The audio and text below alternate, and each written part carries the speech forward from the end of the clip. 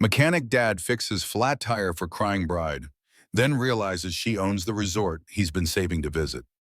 He thought it was just another flat tire, just another stranded motorist on a quiet stretch of country road. But the woman in the wedding dress, smeared mascara, lace torn, barefoot and crying, wasn't just running from heartbreak. She was running from a world he'd only ever glimpsed in glossy magazines and secondhand dreams. What began as a roadside rescue would unravel into a story of hidden identities, long-buried pain, and a once-in-a-lifetime twist of fate. He gave her kindness. She gave him everything he never dared to ask for. If you believe in unexpected love, redemption wrapped in lace, and the magic that hides behind everyday moments, you won't want to miss how this story unfolds. Now, let's begin. The rain had just started when Cole Ramsey spotted the figure on the side of the road. His old Ford rattled over a patch of potholes as he squinted through the windshield. At first, he thought it was a mannequin or some sort of prank, a woman in full bridal gown, crouched next to a busted sedan, veil twisted like a ghost flag in the wind. But as he slowed, pulled over, and got a better look, it was clear she was real and wrecked. Not just the car, but her, the way her arms wrapped around herself. The quiet hiccups of someone who'd run out of tears. Cole had seen engines die. He'd seen men broken by machines. But this kind of broken, that was something else. He grabbed his toolbox anyway. Maybe he couldn't fix whatever had shattered inside her, but he could fix the tire, one bolt at a time. Cole Ramsey had been fixing cars since he was 16. Long enough to know when something was more than just a flat tire. The woman didn't say much when he knelt beside her busted sedan. Didn't offer her name, just nodded through red-rimmed eyes as he asked if she was okay. Her hands trembled as she clutched the soaked hem of her wedding dress, and Cole tried not to stare. Not at the way the makeup streaked down her cheeks, or the fancy updo collapsing in the rain, or the broken look in her eyes that said whatever ceremony was supposed to happen today had ended before it began. He worked in silence, spinning lug nuts and pretending not to notice how she hugged herself tighter every time thunder rumbled overhead. She wasn't built for this kind of weather or this kind of day. His son, Mason, would have asked all sorts of questions. 7 years old and full of fire, that kid could sniff out a story faster than a bloodhound. But Mason was at school, and Cole was grateful for the quiet. The woman had barely spoken a word, and yet her silence filled the air more than any shouting ever could. "It's gonna hold," he said finally, patting the newly inflated tire. "Should get you where you need to go." She didn't move, just stood there, arms wrapped around herself like armor, staring off into the trees. Finally, she blinked, as if waking from a trance. "Do you know the Willow Falls Resort?" Her voice was hoarse. "Barely there." Cole hesitated. "Sure. That place is legendary. Been saving up a while to take my boy there. Closest we've gotten is the brochures at the diner." A flicker of something passed across her face. Amusement. Regret. Maybe both. "I was supposed to get married there today." Cole's heart dropped. He didn't push for details. Didn't ask who had left her standing out here in the mud, in a dress worth more than his truck. He just opened the passenger side door and gestured gently. "Come on. Can't leave you out here like this. You need a ride or a phone?" "I got both."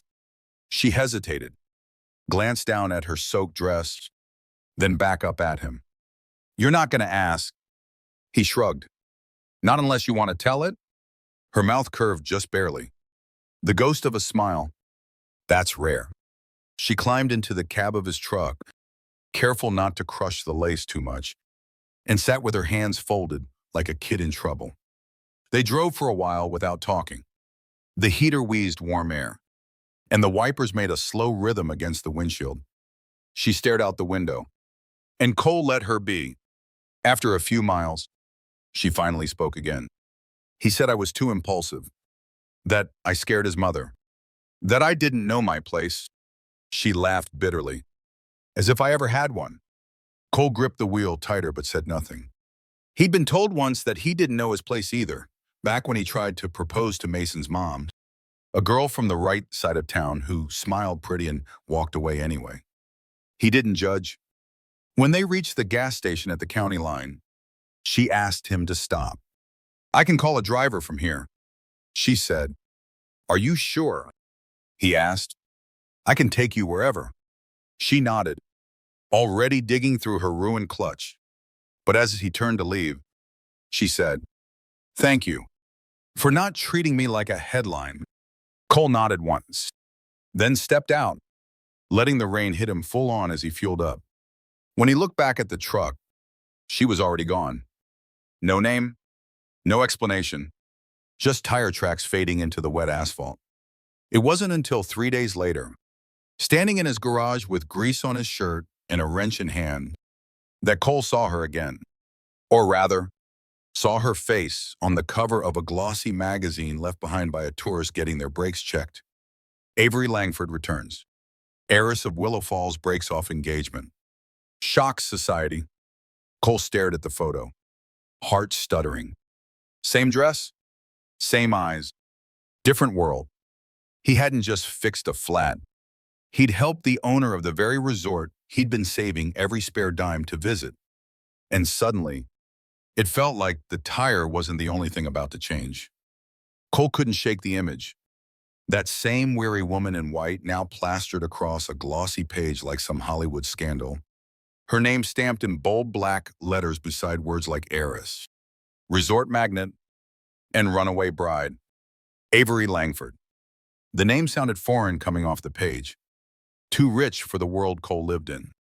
He flipped the magazine shut, wiped his hands on a shop towel, and tried to stuff the moment back into the mental drawer where he kept things that didn't belong to him. But it kept slipping out. Not because she was famous, he didn't care about that. It was the look in her eyes, the way she'd clutched her dress and whispered like her whole world had cracked under its own weight. He'd seen that look before. In the mirror, in Mason's face when he asked about the mom who didn't stay. The week rolled by in smudges of motor oil and parts deliveries. Cole figured he'd never hear from her again. People like that didn't circle back to people like him.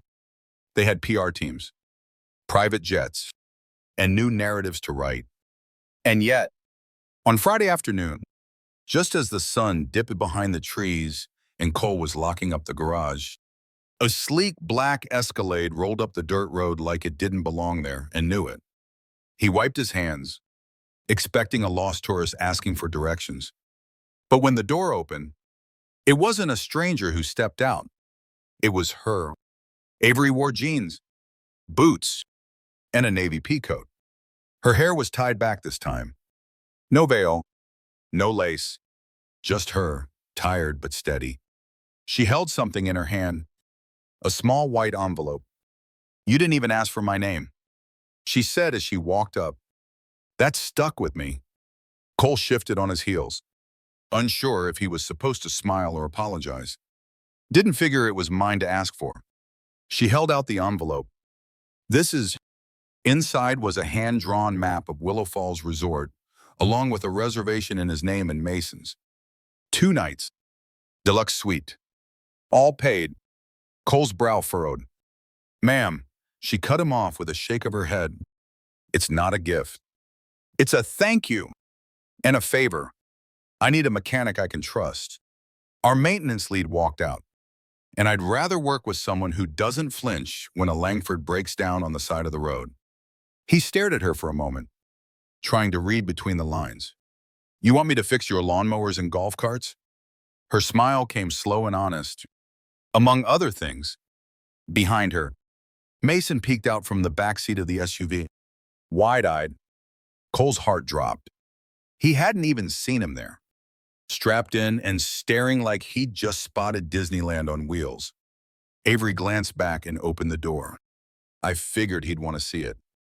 Mason's mouth hung open. "Is that the fancy place from the brochure?" Cole nodded slowly. "Yeah, bud. Looks like it is." That night, as they pulled into the gated entrance of Willow Falls, past the stone fountains and glowing lanterns, Cole tried not to feel like an imposter. He gripped the wheel tight, watching Mason press his face against the window like he'd found another planet. Avery led them to their suite herself. No staff, no press, just a quiet walk through ivy-covered halls and warm-lit corridors. When they stepped inside, Cole couldn't speak. The room looked like it belonged in a movie: vaulted ceilings, plush chairs, a balcony overlooking a moonlit lake. Avery lingered in the doorway. You ever feel like you're meant for more, but life just kept you busy surviving? Cole didn't answer. He didn't have to. She saw it in his face. Same look she wore when her wedding fell apart. Same silence. She nodded once and stepped back. Rest up. Tomorrow, I'll show you around. We've got a lot of broken things here. Figured you might help me fix more than just engines. Then she was gone. The door whispering shut behind her. And for the first time in years, Cole Ramsey wondered if maybe his life wasn't just about surviving anymore. Maybe, just maybe, something better was finally beginning. The next morning, Cole stood on the balcony with a mug of coffee that tasted like roasted velvet, watching sunlight dance across the glassy surface of the lake below. Mason was still asleep, curled up in a bed that could have swallowed their whole living room back home. Cole leaned on the railing, the weight of disbelief still hanging on his shoulders like his old work jacket. It didn't feel real. The resort was something he'd only ever seen in pictures: pampered guests, polished floors, views so perfect they felt painted. And yet here he was, barefoot, sipping premium coffee from a cup he didn't own, and wondering why someone like Avery Langford would want someone like him anywhere near her world.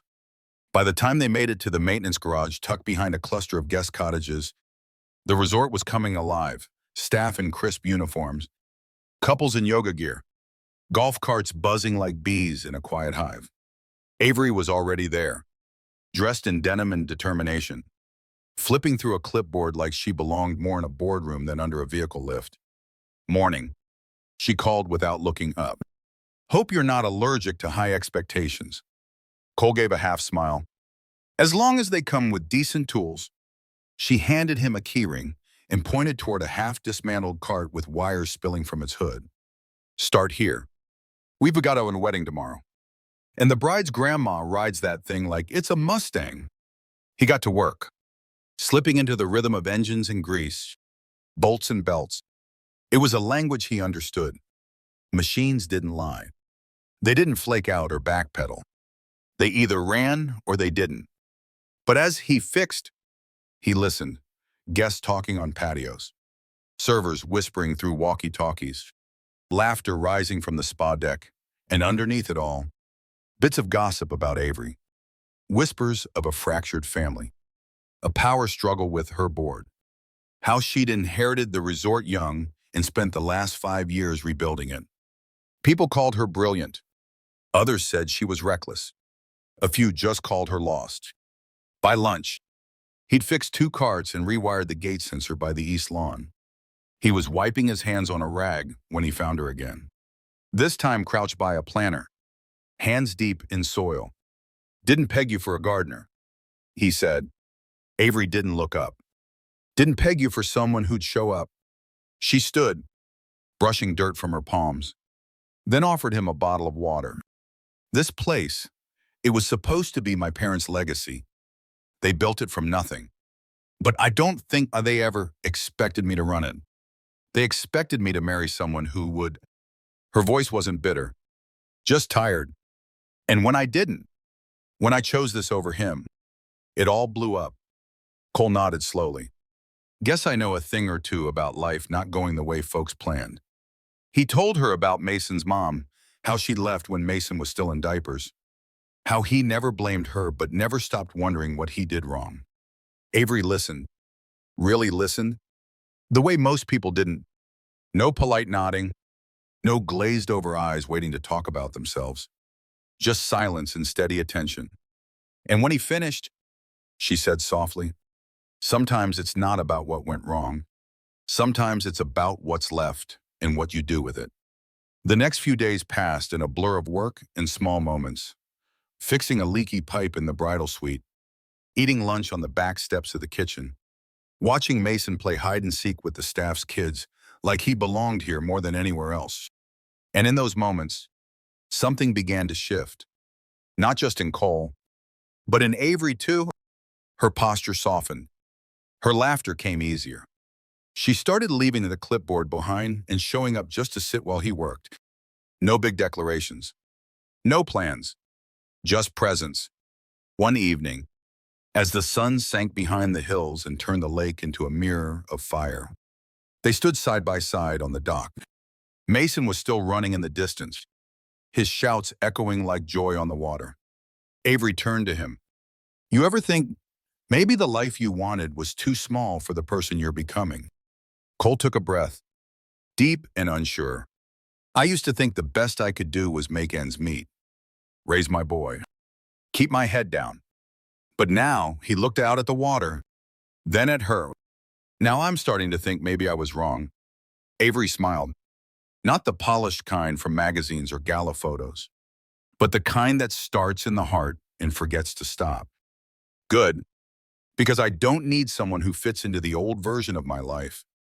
I need someone willing to help build the new one. For a long moment, neither of them moved. And then, like a quiet promise, "Buenos Aires?" Cole reached for her hand. No fanfare, no speeches, just a mechanic and a runaway bride, standing on the edge of something they never saw coming, something messy, uncertain, and entirely real. By the time Saturday morning rolled around, the resort had transformed. Flower arrangements as tall as children lined the walkway. Staff buzzed in pressed uniforms, their movements sharp, practiced, like a ballet that had been rehearsed for weeks. Music floated from the hidden speakers, soft and orchestral, and everything smelled faintly of jasmine and lemon polish. Cole walked through the chaos with a wrench in his back pocket and a radio clipped to his belt, watching the world he'd only ever dreamed of unfold around him like a scene from a life that wasn't his.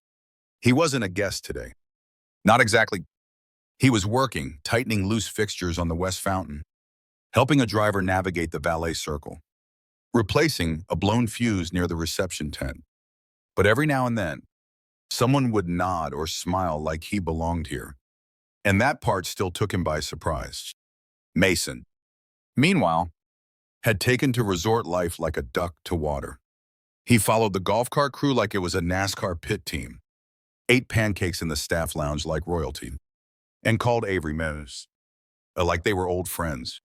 Cole kept a close eye on him, not out of worry, but wonder.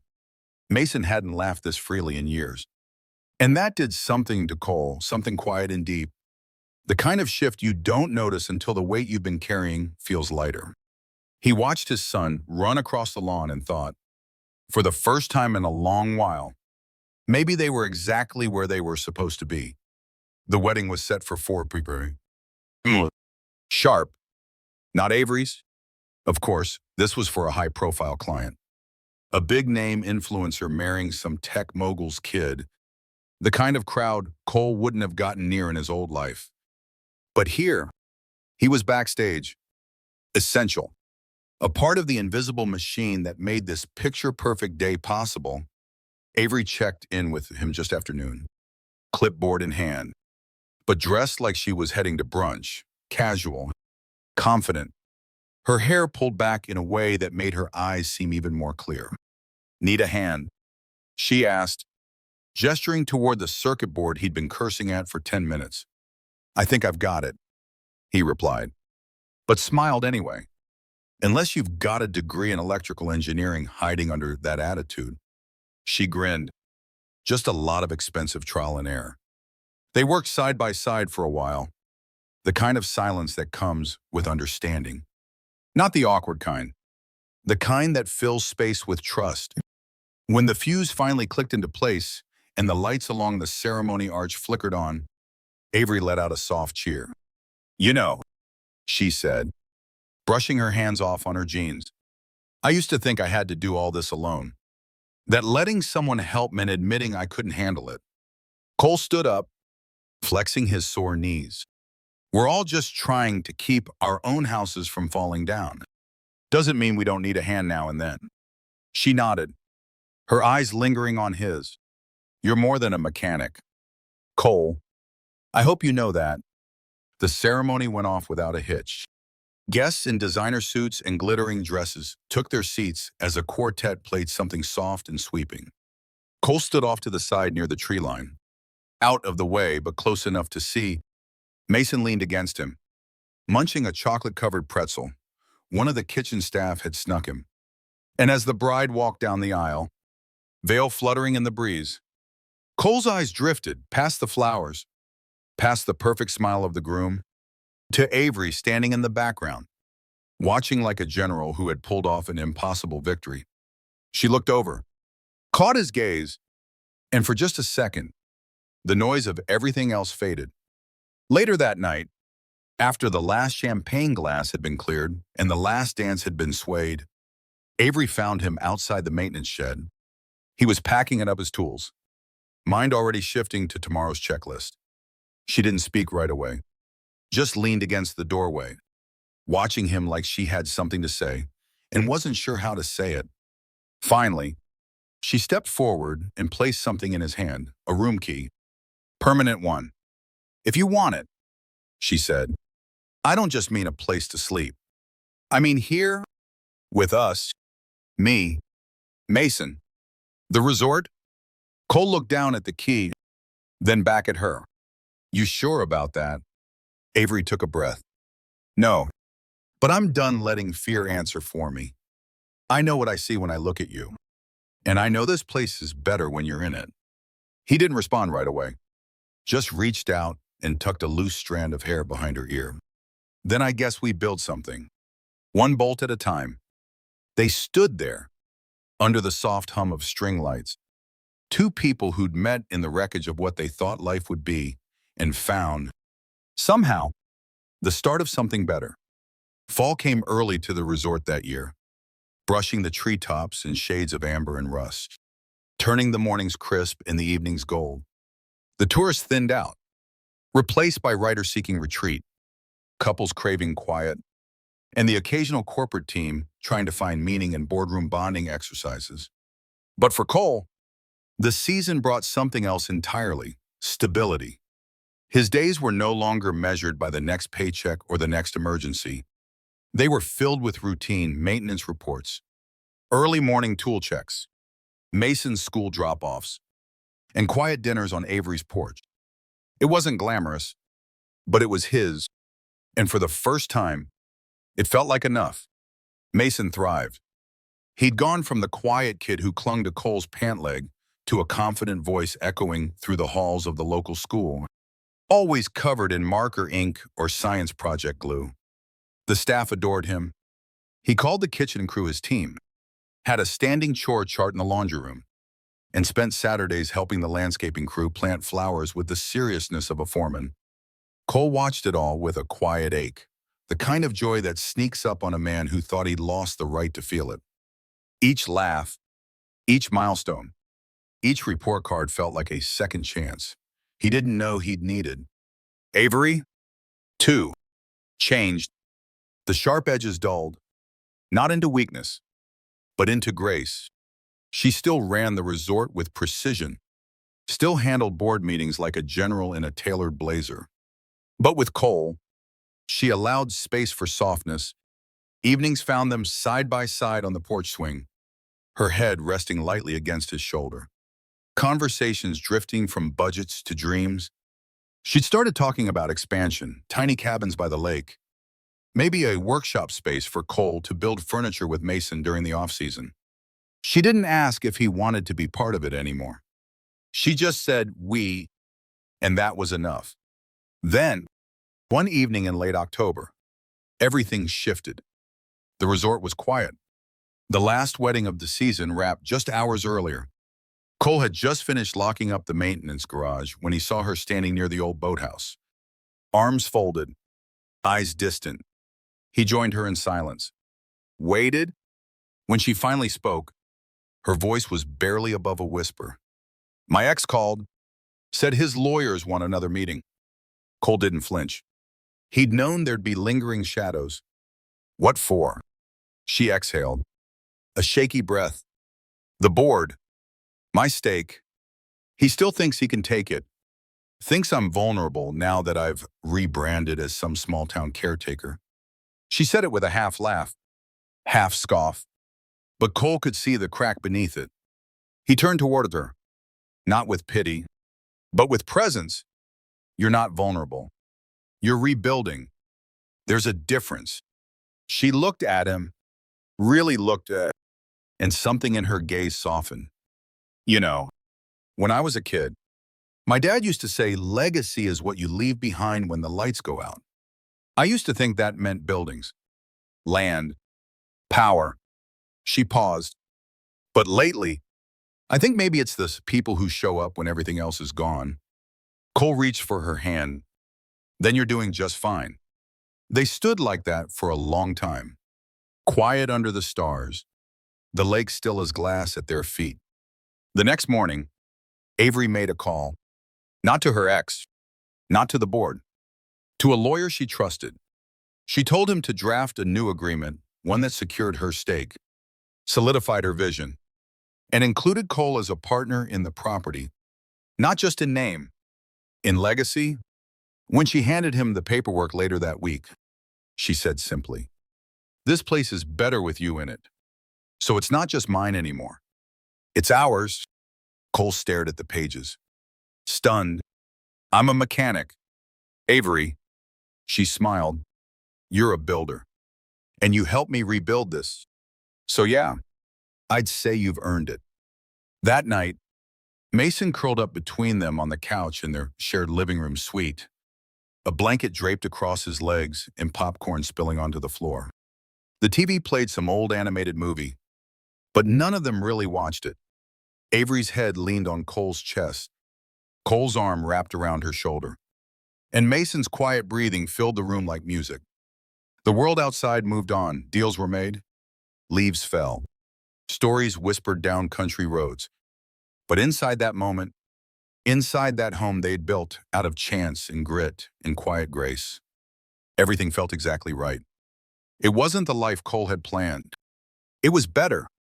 Winter came with a hush, blanketing the resort in soft white layers that turned the lake into a mirror of frost and the cabins into something out of a snow globe. Guests still came, fewer, but richer. They paid for the silence, the views, the exclusivity of winter in Willow Falls. Cole had never seen snow quite like this. Back home, it came dirty, melted quick, more nuisance than beauty. But here, it transformed the landscape, made everything feel cleaner, quieter, like a reset. He shoveled paths before dawn, fixed heaters before breakfast, and still made time to build birdhouses with Mason on the weekends. It was a good life, a steady one, and every now and then, he'd catch Avery watching him with that look that said she saw it too. Their rhythm was unspoken now. Where she led, he followed, sometimes offering suggestions, sometimes just showing up. They weren't flashy, no grand declarations, just daily acts of choosing each other. When Avery was pulled into a 3-day board meeting in the city, Cole packed Mason's lunch, made dinner, helped with homework, and ran maintenance like the place was his. Because it was, the staff looked to him now. The Lionam, not as the outsider who got lucky, but as someone who'd earned his spot, bolt by bolt, sunrise by sunrise. On the third night Avery was gone, a package arrived, small, wrapped in dark green paper with a silver ribbon. Mason's name was scribbled on the tag. Inside was a compass and a note in Avery's handwriting. "So you always know your way home." Mason carried it everywhere after that, clipped to his backpack like a talisman. Cole found himself tracing the edge of the note more than once, hearing her voice in the words. When Avery returned, it was late, just past midnight. Cole had left the porch light on, the kettle warm, a note on the table that said, "Welcome home." She didn't knock, just walked in, dropped her bag, and curled into the couch beside him like she'd never left. And in that silence, no drama, no fireworks, just soft breathing and tired smiles. Cole realized something. They weren't just surviving anymore. They were rooted, and no matter what storm came next, they'd face it the way they had everything else, from the side of a road to the heart of a legacy, with steady hands, a little grit, and love that asked for nothing but presence. Spring arrived like a secret whispered through the pines, slow and warm, melting away the last traces of snow and waking the earth beneath it. Willow falls began to bloom again, flower beds bursting with color. The lake thawed to soft ripples, and birds returned with their songs. Cole stood on the newly sanded dock one morning, watching Mason skip stones across the water while Avery sipped coffee beside him. The resort was preparing for its biggest season yet, but for once, Cole didn't feel like a man racing to catch up. He felt anchored, like everything he'd ever lost had slowly found its way back in different forms. A son's laughter, a partner's quiet strength, a place that didn't just need him, but was shaped by him. Avery had started calling them us in meetings now. Cole and I will handle that, or let's run it by the Ramseys. Her voice was confident, never asking permission, just placing him where he belonged. They still had their own rhythms. She chased vision. He kept things grounded, but together, they made the place hum. And on one particularly bright afternoon, she handed him a brochure mock-up, new branding, a fresh tagline, built by heart, run by family. Cole didn't say anything at first, just stared at the words until his throat tightened. Then he looked at her, and she didn't need to explain a thing. That night, under a sky spattered with stars, Mason fell asleep in the hammock, arms wrapped around his compass. Cole carried him inside, tucked him into bed, and stood in the doorway for a while. Avery joined him, slipping her hand into his. No words needed, because this wasn't a story about a flat tire anymore. It wasn't about rescue or even redemption.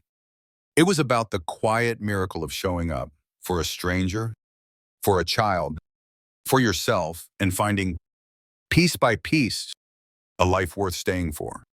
Sometimes, the biggest turns in a life begin with the smallest gestures, a wrench offered on the side of a road, a hand extended without expectation, a conversation beneath flickering porch lights. This story wasn't just about a mechanic and a runaway bride. It was about the moments that catch us off guard and quietly rebuild everything we thought was lost. It's about family that's chosen, not born, about finding purpose in places you never thought to look, about love that doesn't show up with fireworks, but with quiet constancy and open doors. Life has a way of breaking us down and building us back with different pieces. And maybe, just maybe, the broken roads are the ones that lead us home. So wherever you are, whether you're just starting over, rebuilding from nothing, or learning to trust again, know this. You matter. Your story matters. And love, real love, often shows up in work boots, with tired eyes and steady hands. If this story moved you, reminded you of something real, or gave you hope, don't keep it to yourself. Share it with someone who might need a reminder that second chances aren't just possible. They're waiting. And if you want more stories like this of courage, heart, and unexpected miracles, hit follow. Leave a comment and be part of a community that believes in the beauty of starting over. Because sometimes all it takes is one moment, one kindness, one flat tire to change everything.